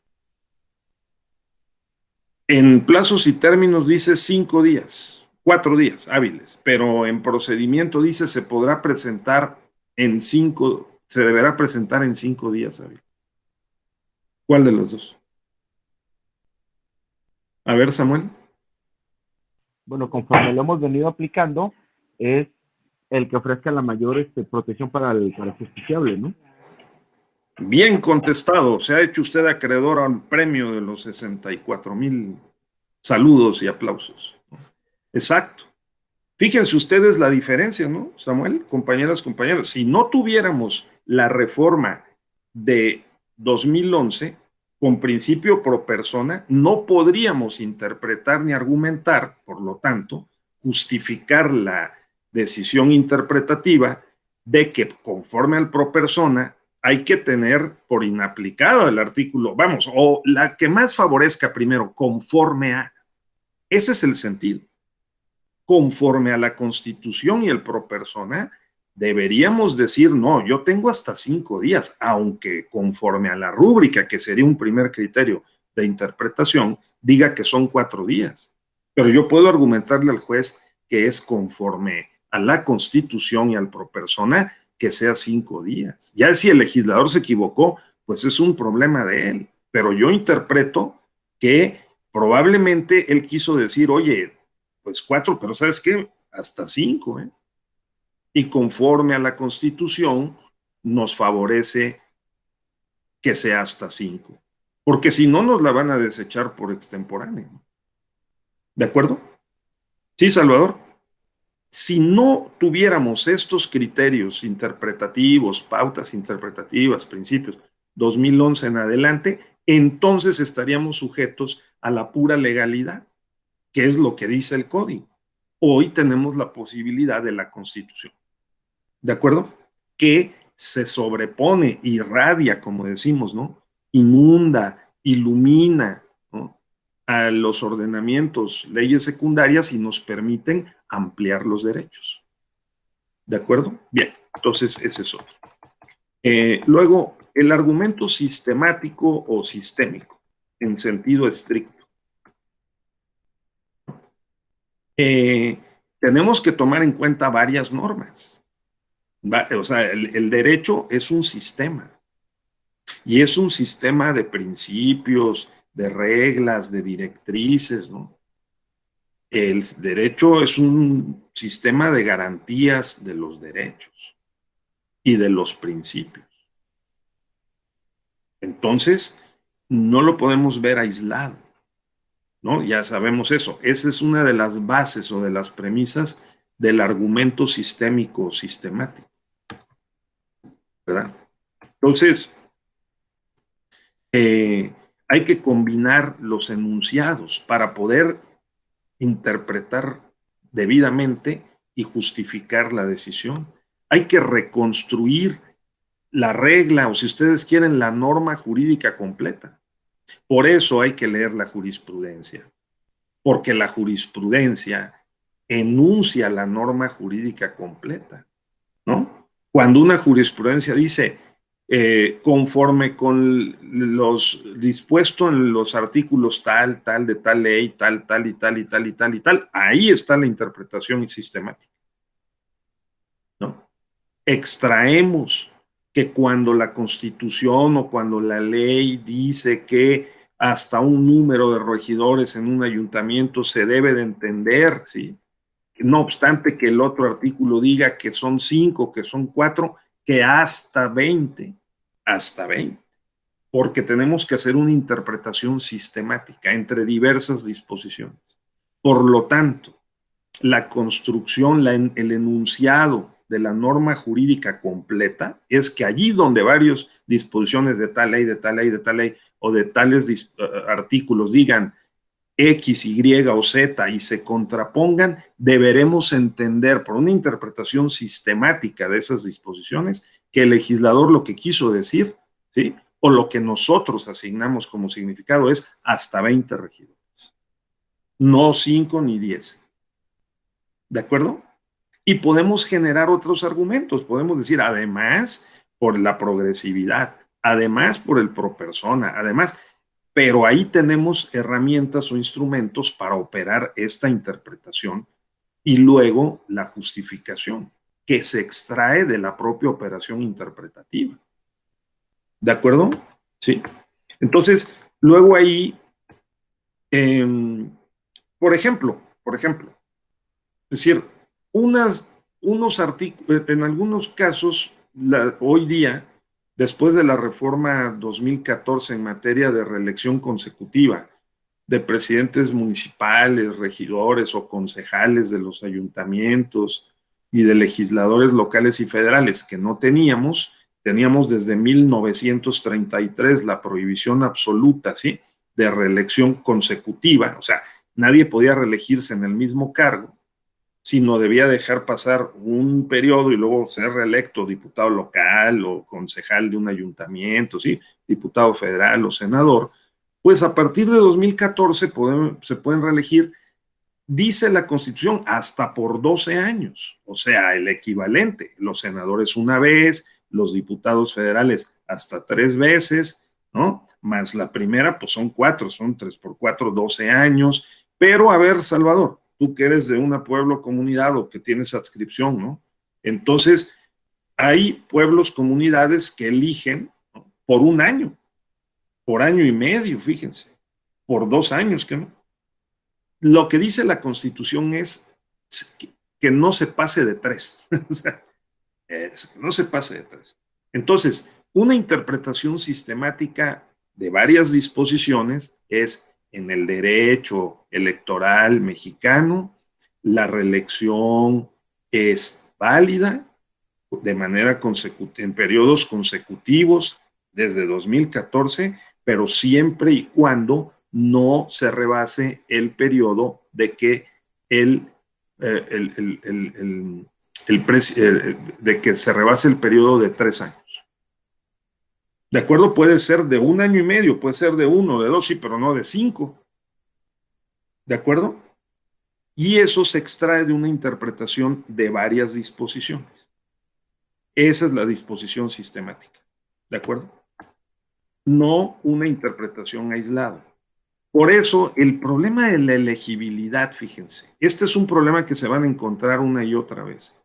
La Constitución local dice: para ser presidente municipal se requiere ser hijo de padre o madre, haber nacido en el territorio, tener una residencia, ¿sí? Tener un modo honesto de vivir, probablemente, ¿sí? Y luego dice: y los demás requisitos que establezca la ley. Y luego vamos a la ley, y en la ley dice, ¿cuál de todas? Porque está la ley orgánica municipal, o está la ley electoral local, ¿sí? Que tiene otros requisitos: que se separe del cargo 90 días antes del día de la elección, que se separe del cargo 60 días antes de la elección. ¿Cuál de todas? Y hay un artículo que puede ser una regla, ¿verdad?, que esté en una ley, en la ley orgánica municipal, que dice, por ejemplo, puede decir: ser de padre o madre, vamos a decir oaxaqueño o guerrerense, ¿verdad?, de padre o madre. ¿Qué tal que la Constitución diga de padre y madre, y la ley secundaria diga de padre o madre en lugar de y o, ¿sí? O que diga que se separe del cargo con 60 días y la Constitución dice 90 días. ¿Cómo lo vamos a resolver? O sea, ¿cuál es la regla aplicable? Porque la Constitución puede tener un requisito agravado que la ley flexibiliza. No, el pro persona diría: oye, pues mejor conforme a la ley, ¿no? Y no a la Constitución. Que se separe del cargo con 60 días, no con 90. ¿Ustedes creen que podrían argumentar este planteamiento ante un magistrado? Si su cliente, por ejemplo, se separó con 60 días y no con 90. ¿De acuerdo? Estos son los problemas de argumentación jurídica en materia electoral que hay que resolver, pero no conforme a lo que se nos ocurra. No.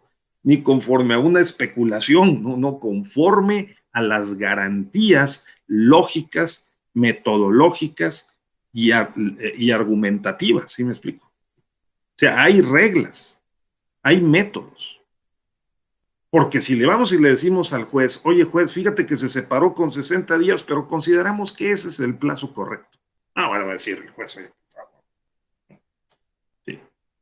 Ahora, tal vez el juez diga: bueno, ya me dijiste la causa de pedir, por lo menos me vienes a pedir esto, ¿por qué crees que es el plazo correcto? Porque al menos está previsto en una ley. Aunque sea secundaria, es contraria a los 90 días que dice la Constitución. Yo tengo la sensación, le podemos decir al juez, ¿no?, de que es correcto, que se haya separado con 60 días y no con 90. Es que hay 2 reglas. Bueno, si ya le decimos eso, hay una jurisprudencia que dice: oye, si tú dices la causa de pedir, el qué y el por qué, aunque no me cites el artículo, no me digas exactamente la disposición aplicable, entonces yo, como juez experto en la materia, suplo la deficiencia de tu planteamiento, ¿sí? Y entiendo que tú lo que quisiste decir fue que la Constitución local trae un plazo de 90 días y la ley secundaria un plazo de 60 días. Y allí viene una decisión muy importante, ¿no? ¿verdad, Claudia? Si aplicamos un pro persona conforme a la Constitución para tener derecho, más derechos, o sea, tener más acceso a ejercer el derecho político a ser votado, debemos de aplicar, podría ser la solución, la regla que dice 60 días, aunque esté en la ley secundaria, y no la Constitución que dice 90 días, aunque se trate de la Constitución. ¿Qué les parece esa solución? Sí, ¿no? Por lo menos lo argumentamos. Dice Samuel, pues se dan implicaciones al caso concreto. Bueno, hay que ver qué es ese caso concreto y cuáles esas implicaciones. Pero de acuerdo con las reglas de la interpretación sistemática, sería posible hoy, conforme a la Constitución y conforme a la progresividad, por lo menos tenemos el derecho de argumentarlo. Ya si el juez acoge o no esa pretensión, habrá que ver las consideraciones que el juez elabore, ¿no? Porque también el juez tiene que interpretar y argumentar. Entonces, ojo, porque de lo que trato de transmitir es que la argumentación jurídica no es una cosa de una entelequia, ¿no? Es una cuestión especulativa y de solo de cuestiones que no podamos o debamos aterrizar. No. Está por el contrario dentro del orden jurídico. Ahí están los principios, están los métodos y casi que están hasta las instrucciones. Porque si vemos la jurisprudencia, pues ahí dice, ¿no? ¿Cómo es que funciona? La Corte lo dijo. Para el caso de interpretación conforme, de ponderación o de inaplicación, ¿verdad? Dice la Corte, así se debe hacer. Estos pasos hay que seguir.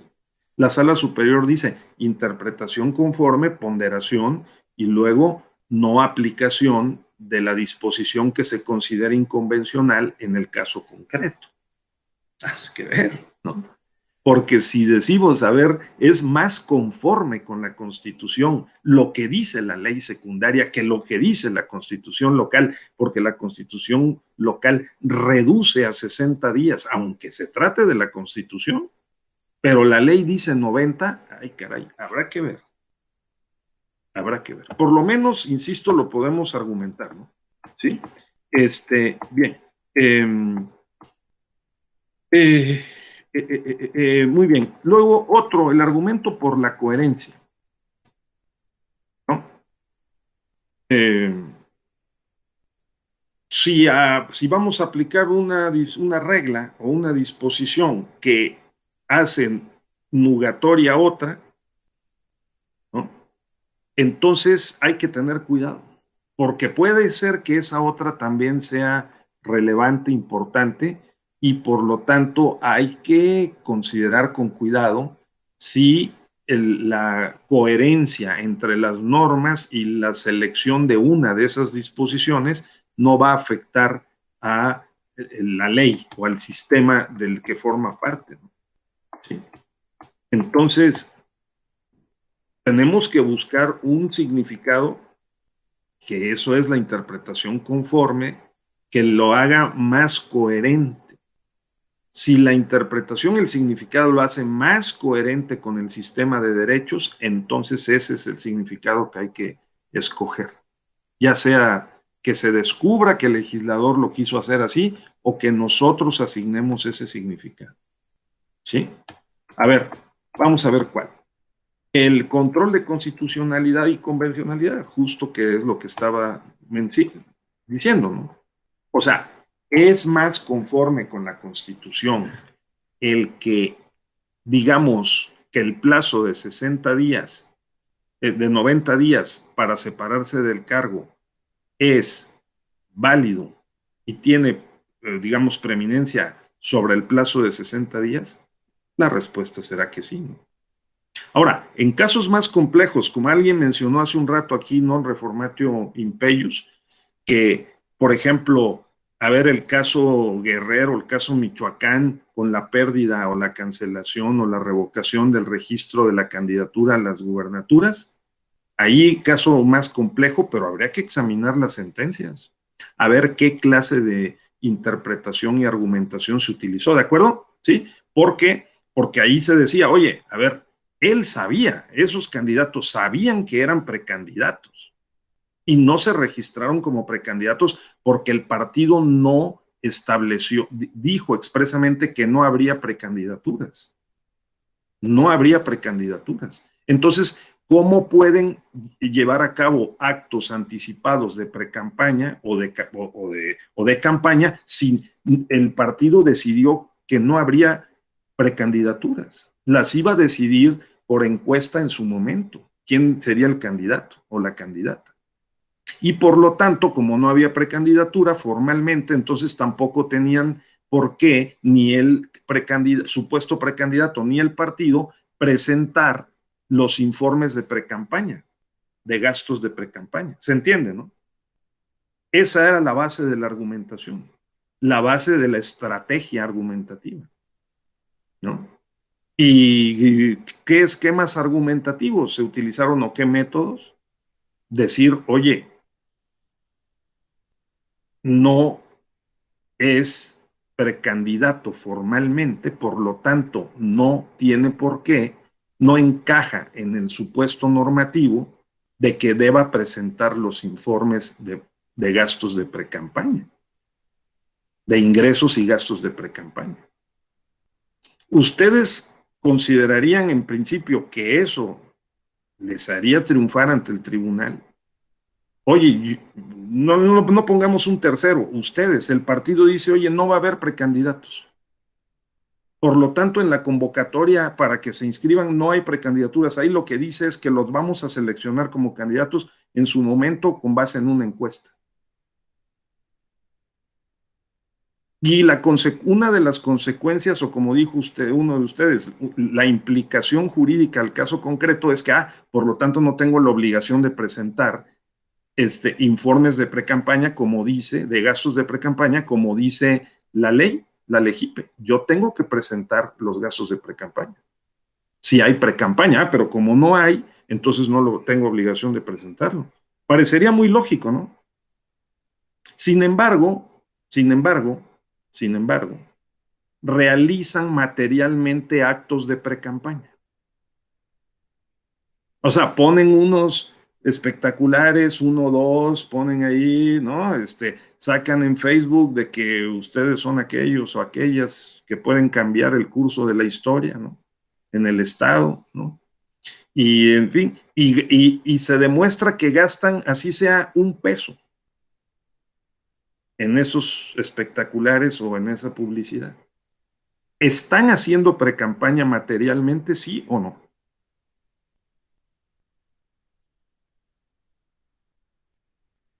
A ver, Salvador, Manuel, Arturo, Claudia.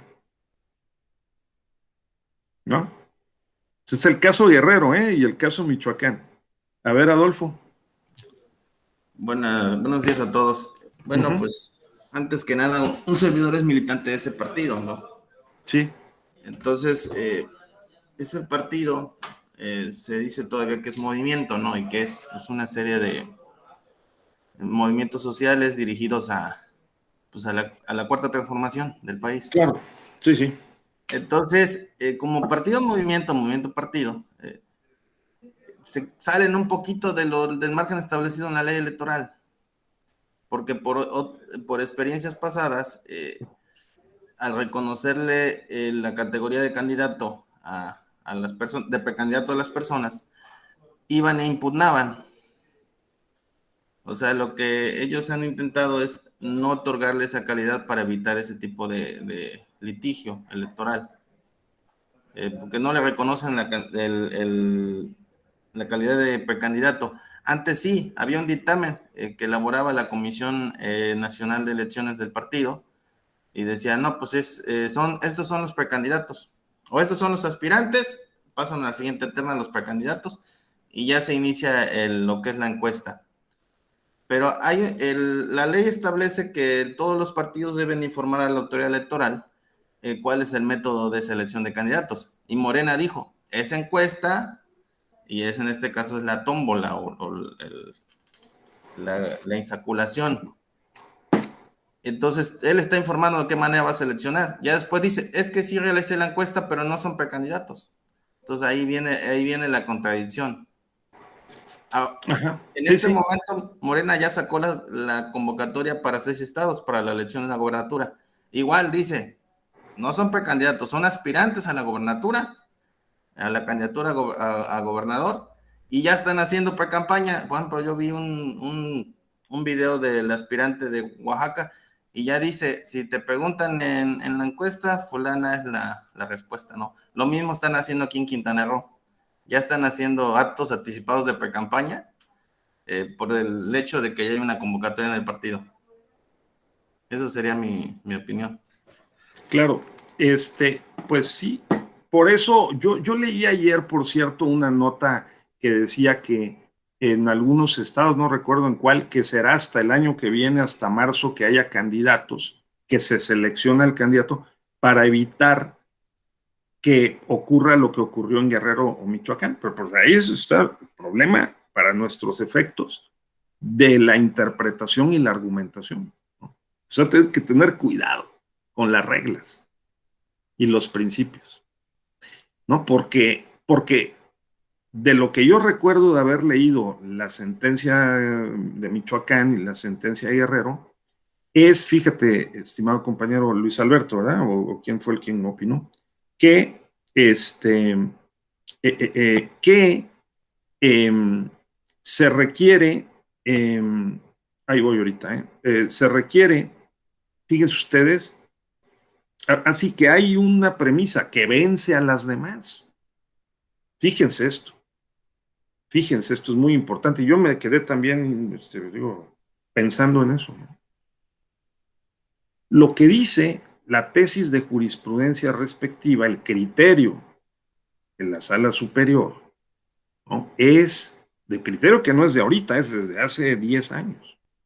Es que si el partido dice que no hay precampaña, pero que en los hechos los aspirantes a candidatos se conducen y hacen actos materiales como si fueran precandidatos y gastan dinero, entonces tienen que reportarlo y presentar los informes. Porque si no, ¿cuál sería la consecuencia? Que sería la tensión con otras reglas y con otros principios. Estaríamos vulnerando el principio de transparencia y rendición de cuentas, porque no se podría hacer la fiscalización. Y si se puede hacer la fiscalización, porque el INE detecta, ¿sí? Detecta que se hizo el gasto, en el caso de Michoacán fueron 11,000 pesos. 11,000 pesos. Tanto que el candidato que perdió el registro y que ya no pudo ser gobernador, el señor Raúl Morón, yo recuerdo que declaró a la prensa, que dijo, me cancelaron la candidatura por 11,000 pesos. La pregunta ¿es el monto de lo gastado o es el valor y la trascendencia para el futuro de un principio y del esquema de fiscalización? Porque si se hubiera aceptado, la consecuencia sería que cualquier otro precandidato, por ejemplo los de ahorita, ¿no? De estas 6 convocatorias a las gubernaturas, por el hecho de que el partido diga no va a haber precampaña, sí, pero en los hechos sí hay, ¿ustedes qué dirían? ¿No? Tienen que reportar los gastos, ¿no? Porque de otra manera podría haber una especie de simulación. Eso es lo que dice la sentencia. Entonces lo dejo a su consideración. Yo pues no creo que sea mi papel el decir yo estoy a favor o en contra, pero ¿qué habrían hecho? ¿Habrían votado con la mayoría o la minoría? Porque hubo 1 o 2 magistrados que dijeron, no, yo no estoy de acuerdo, ¿no? Así, a ver, Samuel, ¿quién iba a opinar? Con mucho gusto? Adelante. ¿Nadie? ¿No? Bueno, pero tengámoslo en cuenta, ¿no? Al no ser precampaña, son actos anticipados de campaña. Bueno, podría ser ubicado así, pero desde el punto de vista de que, digamos, de que aplica el que si tú gastas en ese periodo previo al registro como candidato, se puede inferir e interpretar de que se realizaron actos de precampaña, ¿no? Y por lo tanto, en la parte correspondiente al modelo de fiscalización, habría que reportar esos gastos. Si no, reducido al absurdo, que es otro método de interpretación, o llevado al extremo de interpretación y de argumentación, todos los aspirantes sin convocatoria a precandidatura por parte del partido y que estén en el periodo previo al registro podrían gastar cualquier cantidad de dinero, total, no hubo precampaña. ¿Sí me explico, no? Entonces, bueno, yo no digo que yo no estoy a favor o en contra, no debo, ¿no? Éticamente decir, oye, no, y yo habría votado. No. Nada más lo pongo sobre la mesa para ver para mostrar la complejidad de las disposiciones legislativas y de las normas jurídicas, ¿no? De fuente judicial o de fuente legislativa, ¿no? De fuente administrativa, los lineamientos del INE y todo, o de las convocatorias de los partidos, porque pues hay que tener hiper cuidado, mucho cuidado. ¿De acuerdo? Esa es mi pretensión. Bueno, entonces en los minutos que nos quedan, que ya son poquitos, diríamos que hay otros, ¿no? La no redundancia.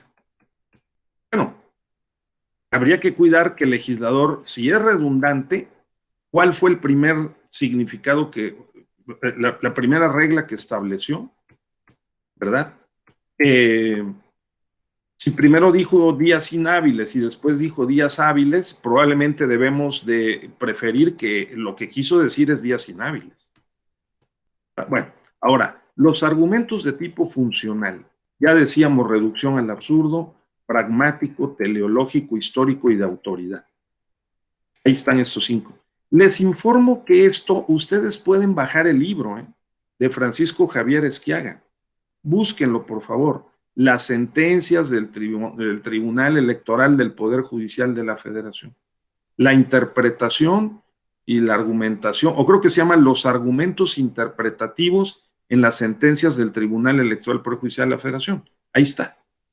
Y ahí están, tiene más ejemplos.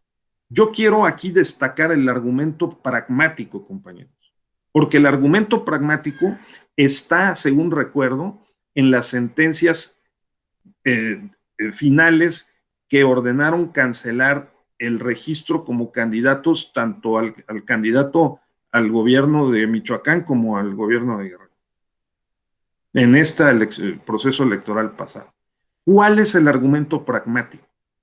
Que se usa poco o se dice poco, pero en esas sentencias está hasta en negritas.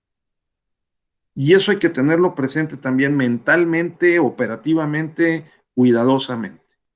Dice la sentencia que si se permitiera, de hecho ya lo anuncié hace un rato, si se permitiera que en el periodo de precampañas, que está destinado para eso, antes de que la convocatoria diga y se van a registrar tal día, ¿sí? Aunque el partido diga que no hay precampaña, llevan a cabo actos materiales y no de precampaña y no se reportan los ingresos y los gastos, entonces la consecuencia práctica, fíjense, este es el argumento pragmático, la consecuencia práctica sería la probable invalidación, negación o no funcionalidad o inefectividad para el futuro del modelo de financiamiento y fiscalización. Por lo que yo decía, si hoy aceptamos que no nos reporten 11,000 pesos, mañana podemos aceptar que no nos reporten 200,000 o 1,000,000, ¿no? Es como cuando no, la pareja le dice al otro, pero oye, si hoy me hiciste esto, mañana me harás lo otro, mano. O sea, quedamos que había que llegar a las 11 de la noche, más tardar a la casa, pues si hoy llegas a las 3 de la mañana, mañana llegas a las 8 de la mañana o ya no vuelves. No. Entonces, el primer día que violas la regla, ese día ya la aplicamos, ¿no? Oye, pero es que no quedamos en la regla, no, ¿dónde está escrita? No, pero pues es la práctica, ¿no? Nos habíamos quedado. Entonces, bueno, a esto me refiero, la consecuencia práctica de los actos y de las conductas. Estoy ilustrando. el argumento pragmático, ¿sí? No digo que estoy de acuerdo, que no estoy de acuerdo. Es más, se usa con mucho cuidado porque también se dice, pues, que, pues, si nos vamos por las consecuencias prácticas de una decisión o de una conducta, también podríamos incurrir en algunos errores o en un extremo. También hay que tener cuidado, sí. Por ejemplo, el caso del Bronco. Cuando la sala superior, en esa sentencia también muy polémica, le ordenó al INE que le otorgara el registro y que, es más, se lo otorgó de manera directa y dijo, nada más entrégale la constancia, ¿no? Allí pudo caber un argumento pragmático de decir, oye, número uno, el proceso, hay violación de derechos de audiencia. Dos, ya comenzó el proceso electoral, va muy avanzado.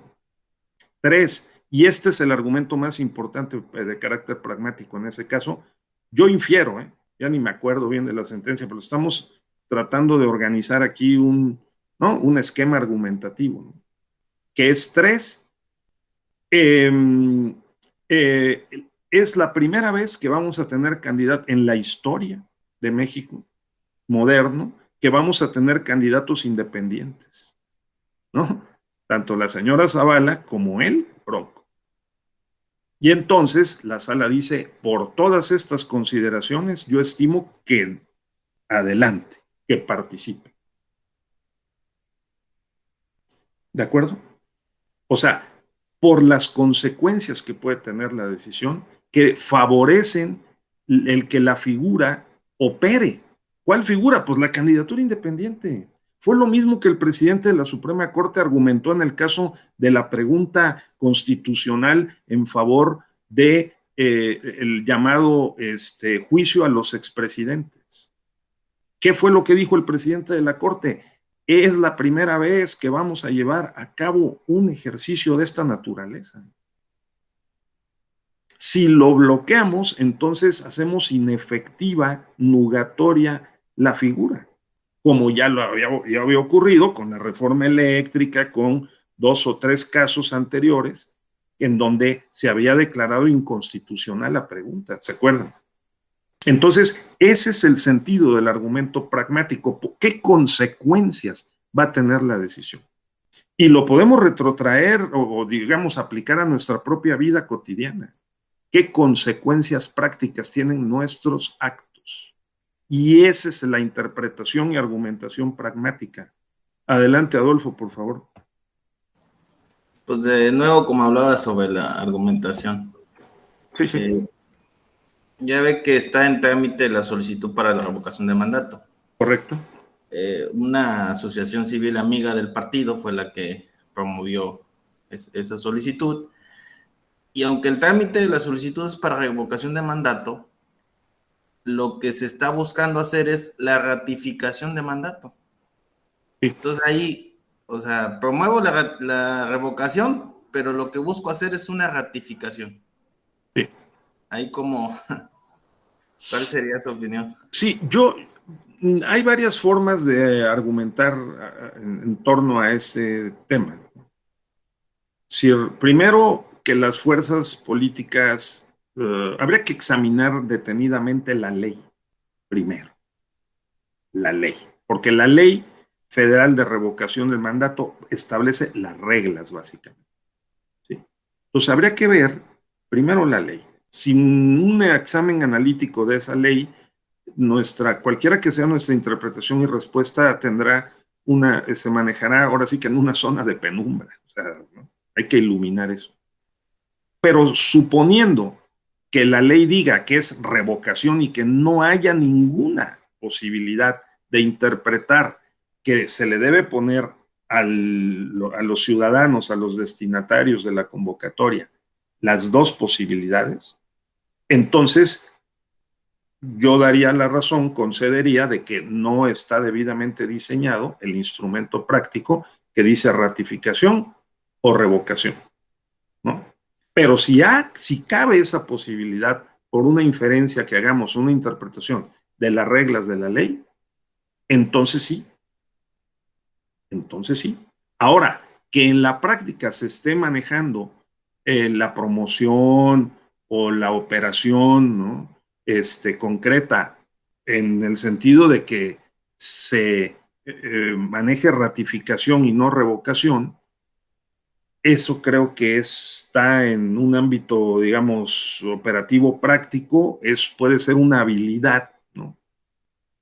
Puede ser un dolo bueno. ¿Dónde está prohibido que eso se haga así?